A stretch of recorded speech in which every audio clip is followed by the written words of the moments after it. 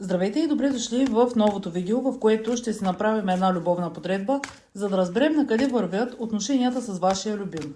Енергията е обща, няма да отговаря напълно за всички.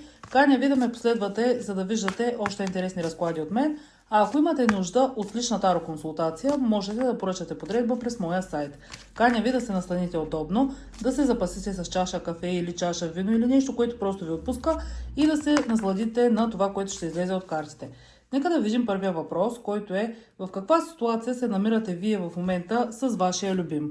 Каква е ситуацията в момента с вашия любим? Това, което виждаме, е, че сякаш вие се намирате в някакви страхове, че този човек няма да направи нужната стъпка към ново начало или към предложение, което е жизненно важно в този момент за вашите отношения. Това, което виждаме, е, че в тази връзка се е настанило сякаш еднообразието, настанило се чувството за застой, за апатия също. И вие сте в позиция на хора, които чакат този човек действително да направи някаква стъпка, с която да ви измъкне от цялото това неудовлетворение, в което сте попаднали. От друга страна, осмица мечове може да се свързва и с мисли, които идват благодарение на хора във вашето обкръжение и хора, които се опитват сякаш да ви убедят, че този човек е несериозен или че този човек няма да направи някаква стъпка, макар че вътрешно може този човек изобщо да няма представа за вашите очаквания. Кои сте вие в този момент? Кои сте вие изобщо в тази ситуация? Вие сте хора, които се борят за да постигнат своето собствено щастие и доста често правите саможертви, които не винаги до известна степен се увековечават с победа. Защото това, което виждаме, е, че вие сте от хората, които прощават много лесно всички предателства, всички коварства. Не е задължително, разбира се, тези коварства да идват от страна на вашия любим. Възможно е назад в миналото вие да сте били хора, които са прощавали непростимото и от друга страна сте от този тип, които винаги се борят за да направят другите щастливи. Сякаш до известна степен поставяте себе си на последно място и до известна степен това тайничко не ви кара да се чувствате особено щастливи, защото осъзнавате, че е било нужно да се научите да обичате и да цените на първо място преди всичко себе си. Кой е вашият партньор? Кой е човекът, за когото питаме? Това е някой, който можем да кажем, че като положителни качества е някой, който излъчва радост, излъчва хармония. Това е човек, който също така е с по-положителен поглед върху нещата, върху живота си. Също дявола, който виждате в началото на въпроса, не винаги е толкова страшна карта. Това е всъщност неговата силна привлекателност, но като негативни аспекти този човек може да има някакви зависимости. Ето, особено колелото на съдбата си е карта, свързваща се с късмета. Тоест тук можем да отнесем картите като човек, който обича да се занимава с, например, лотарийни игри, с човек, който обича често да изпитва късмета си, да изпитва възможността да спечели. От друга страна, дявола си е човек, който е доста ревнив. Някой, който показва ревността си заради страх да не ви загуби. От друга страна, този човек е коренно различен от вас по простата причина, че обесения, който видяхме тук, това е по-бавна енергия. Това е енергия на човек, който умее да чака, човек, който не винаги, разбира се наслаждава на това търпение, на това чакане, но вие сте в една по-плавна, по-спокойна енергия от него, докато той е точно обратното на вас. Той можем да кажем, че винаги обича да бърза, обича да пришпорва нещата, обича също така да контролира. И това, разбира се, не го прави лош човек сам по себе си, това е качество от неговия характер. Също това, което можем да споменем за този човек, за когото вие си мислите в този момент, е, че е ваша сродна душа с всичките си предимства, с всичките си недостатъци. Той има потенциала да направи така, че да вървите заедно напред, да има прогрес във вашите отношения. Нека да видим какви са неговите чувства спрямо вас. Какви чувства изпитва този човек? Това, което виждаме като чувства, е, че благодарение на вас той е сложил край на границите, които е изграждал. Възможно е преди да ви срещне, преди изобщо да бъдете в каквито и да е отношения, той да е бил по-затворена личност, да е бил някой, който не допуска толкова лесно хората в своя собствен живот и, разбира се, да нарушава своите собствени граници. Но след срещата с вас, той е решил да премахне това ограничаващо мислене и да премахне това отношение, което е свързано с студенина, с анализ, с контрол и също така в него предизвиквате силно желание да се бори и да се докаже като най-добрия за вас, най-подходящия партньор спрямо за вас и за вашите отношения. Защото крал жезли е мъж, който е уверен, мъж, който знае какво, кого, как и защо иска. И от друга страна, крал жезли се свързва с една изключително силна топлина, която излъчва този човек в любовен план. Можем да кажем, че има желанието да защитава, да брани вашите отношения, също така да не допуска външни лица в тази връзка, защото седмица жезли се проявява и като човек, който е защитнически настроен и някой, който няма желанието тази връзка да приключи. Тоест в пълен разрез с това, от което вас ви е страх, че той няма да направи някаква крачка, че той няма да направи някакво действие спрямо вас. С какви намерения подхожда този ваш любим към вас самите? Какви са неговите намерения в вашите отношения? Това, което се наблюдава като намерение е, че този мъж или жена, обърнете го в своята ситуация, иска да излекува връзката от всичко онова, което я трови или всичко онова, което се явява като болка и разочарование в отношенията. Можем също така да споменем, че той иска да се слее с вас, да бъде в съюз. Като този съюз може да се свързва както с съюз между душите, може да се свързва с брачни или дългосрочни отношения в форма на семейно съжителство или просто живот под общ покрив.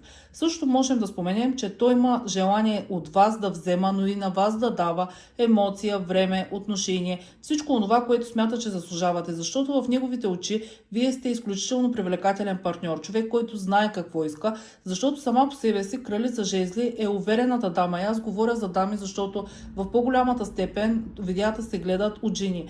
И ако вие сте жена, този мъж гледа на вас като жена, която внася слънцето, внася пламъка, внася искрата в неговия живот. И точно защото вие сте го събудили от това състояние, в което той е затварял дълго време себе си, точно заради това иска да даде на вас този дар в лицето на официални или хармонични отношения. Да видим какви действия можете да очаквате в близко бъдеще от негова страна. Като действия, този човек ще реши да сложи край на всякакви трудности от всякакво естество във вашата връзка и да направи едно истински смело действие, свързващо се с нещо стабилно и дългосрочно. Също така това, което ще направи този човек, то е свързано с покана за среща, но тази среща ще бъде изключително важна за самите вас. Това няма да бъде среща, която е свързана с това само да излезете и да си прекарате времето заедно приятно, а всъщност това ще бъде среща, от която тръгва ново начало. Начало, което разширява хоризонта на вашите отношения. Това е нещо, което всъщност той до момента не е правил, защото виждаме, че той планира, той анализира, той претегля възможностите и е в състояние да направи тази смела крачка.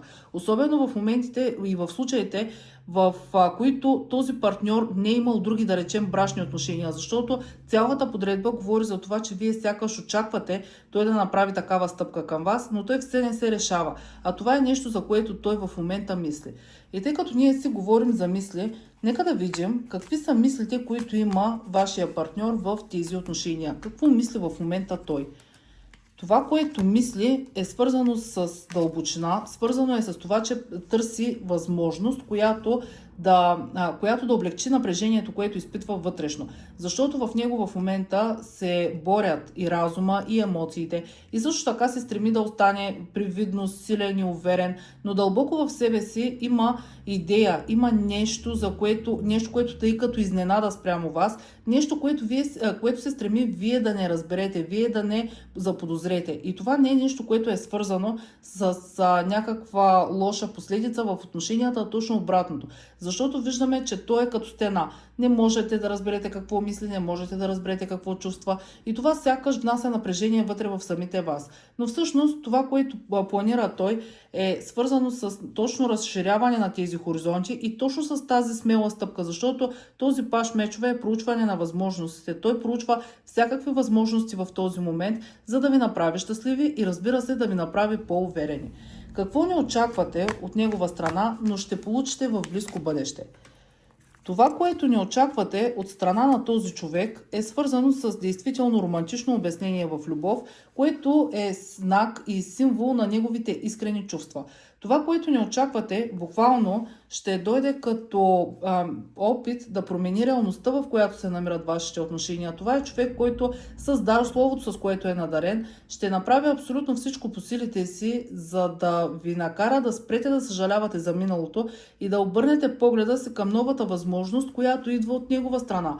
И определено това ще бъде едно силно романтично обяснение в любов, защото той идва с чисти намерения спрямо вас.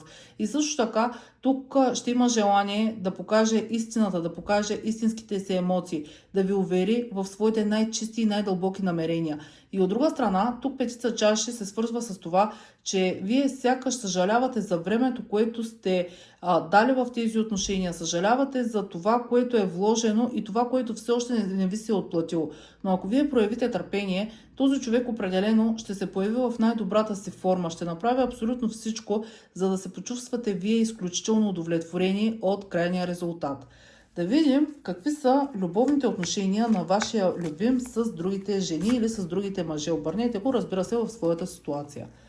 Това, което наблюдаваме в отношенията спрямо другите жени или другите мъже и партньори като цяло, е, че този човек се стреми да не се набърква в такива отношения. Той има изборите пред себе си, има всякакви варианти, всякакви възможности, но обръща гръб на възможността да пази тайни от вас. От друга страна, можем да кажем, че в неговия живот се опитва да се по някакъв начин включи човек от неговото минало, да се включи човек, с когото той е бил в дадени отношения, но той е вече загърбил тази страница и търси щастието, търси възможността да бъде в стабилни отношения и отношения, които му носят гордост и отношения, в които се чувства истински свободен и, разбира се, щастлив. Да, тук не изключвам възможността да има човек, който се опитва просто да се промъкне във вашите отношения, но вашия любим, той вече е надживял тези обстоятелства, надживял е такива отношения, в които да се крие или по някакъв начин да лъже и да предава. Затова е решил да бъде честен и отговорен, както видяхме всъщност и това, което не очаквате в тази връзка. Какво развитие предстои на отношенията в близките 3-4 месеца? Какво развитие предстои? Това, което виждаме като развитие, е свързано с това, че вие ще успеете да се събудите и ще успеете да премахнете всякакви съмнения и колебания, защото този човек ще се докаже като истински стабилен и лоялен във вашите отношения. Този човек ще ви даде предложение, което ще ви даде възможността от своя страна да стъпите върху една изключително стабилна основа в семейен план. Т.е. тук в следващото време вие действително можете да очаквате такова предложение за брак, което виждате, че ще ви донесе повод за гордост. Виждате тази кралица Пентакли, колко е удовлетворена, колко е щастлива, колко е самодоволна от това, което е успяла да получи. От друга страна, тук ще успеете да победите и съмненията, колебанията, които видяхме, че ви измъчват още в самото начало. Защото тези съмнения и колебания са кръстопътищата. Това са всички онези варианти, пред които сте изправени. И също така пътищата, по които не знаете какво да изберете, кой път да изберете, кое ще бъде подходящо за вас. Точно чрез този жест, точно чрез този акт на внимание от страна на вашия любим, вие ще успеете да победите всичко това и да се наслаждавате на крайния резултат. Сега е момента да видим какво точно очаквате вие от отношението или изобщо от своя партньор. Това, което очаквате вие, е свързано с това той да се докаже, да вложи времето си, да вложи усилията си и директно да тръгне към вас. Вие очаквате малко по-бърз резултат, малко по-нетърпеливи сте в този момент и също така искате той да направи, да работи, да прави абсолютно всичко, за да покаже някакво чувство, за да покаже някаква емоция. Защото ние преди малко видяхме, че вашия партньор е в такава една позиция, в която е малко по-властно настроен. Не толкова да показва някакво романтично отношение. Видяхме, че ще има промяна в неговия подход, но той в момента не се намира в тази позиция. Това ще дойде с течение на времето, в тези 3-4 месеца. И вие очаквате действително той да дойде с някакво признание, да направи някаква стъпка, с която генерално да разкрие всички свои емоции. Но това, както ви показват осмица и седмица Пентакли, ще се случи изключително малко по-бавно. Какъв е съветът на картите за вас? Съветът на картите е свързан с това, че е нужно да се трансформирате и да излезете от ролята на хора, които се осамотяват, хора, които се изолират. Също така е нужно да повярвате в възможността да градите заедно дългосрочни отношения с този човек. Не е нужно да се затваряте в мисли, в някакви размишления или по някакъв начин само да наблюдавате общата картина в отношенията. Нужно е трансформация, нужно е да се сложи край на това състояние, за да можете да се насладите на една истински красива, на една истински стабилна връзка. Оставете коментар, намирате ли се в такива отношения, ще ми бъде интересно да прочета коментарите, които ще напишете и също така ще ми бъде приятно да последвате канала.